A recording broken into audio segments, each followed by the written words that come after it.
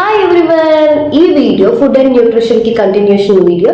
Already part 1 చేశాను. ఎవరైనా చూడకపోతే go and check it out. Basic గా పిల్లల నుంచి పెద్దవాళ్ళ వరకు morning breakfast, afternoon lunch, night dinner లో తినే ఆహారమే, అందులో ఉండే పోషకాలే న్యూట్రిషన్. న్యూట్రిషన్ అనేది వేరుగా ఏం లేదు, మనం తీసుకునే ఆహారంలో ఉన్న పోషకాలే న్యూట్రిషన్ అంటాం. వెరీ ఇంపార్టెంట్ థింగ్, ప్రతి న్యూట్రిషన్ ఒక మంచి ఫుడ్ అవ్వచ్చు, కానీ ప్రతి ఫుడ్ ఒక మంచి న్యూట్రిషన్ కాకపోవచ్చు.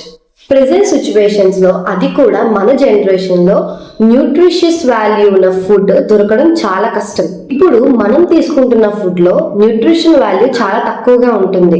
మనం తీసుకుంటున్న ఫుడ్ లో న్యూట్రిషన్ వాల్యూ తగ్గడానికి కారణం 3 reasons: growing method, storing method and cooking method.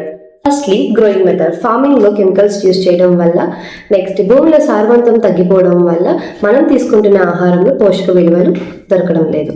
Storing method. Food ని ఎక్కువ రోజు నిల్వ ఉంచడం వల్ల దాని నుంచి వచ్చే పోషకాలు తగ్గిపోతున్నాయి. ఫర్ ఎగ్జాంపుల్, ఒక చెట్టు నుంచి ఒక ఫ్రూట్ ని తీసిన వెంటనే తింటే దాని పోషకాలు ఎక్కువగా లభిస్తాయి.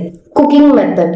టేస్టియస్ట్ గా తినడానికి ఎక్కువ ఇంపార్టెన్స్ ఇస్తున్నాం. దాని వల్ల ఎక్కువ ఆయిల్ యూజ్ చేయడం, డీప్ ఫ్రైస్ చేయడం, ఆర్టిఫిషియల్ కలర్స్ యూజ్ చేయడం, మసాలాస్ వల్ల ఫుడ్ లో ఉన్న న్యూట్రిషన్ వీక్ అవుతుంది.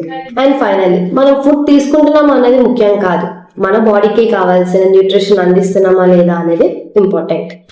అండ్ ఫైనల్, మీరు కూడా హెల్తీగా ఉండాలి, బరువు తగ్గించుకోవాలి, శక్తి పెంచుకోవాలి, ఇమ్యూనిటీ పవర్ పెంచుకోవాలి అనుకుంటే నన్ను కాంటాక్ట్ చేయండి. ఫర్దర్ డీటెయిల్స్ షేర్ చేస్తాను. Thank you for watching. ఈ వీడియోకి అయితే మళ్ళీ నెక్స్ట్ వీడియోలో కలుద్దాం. Until then, bye by.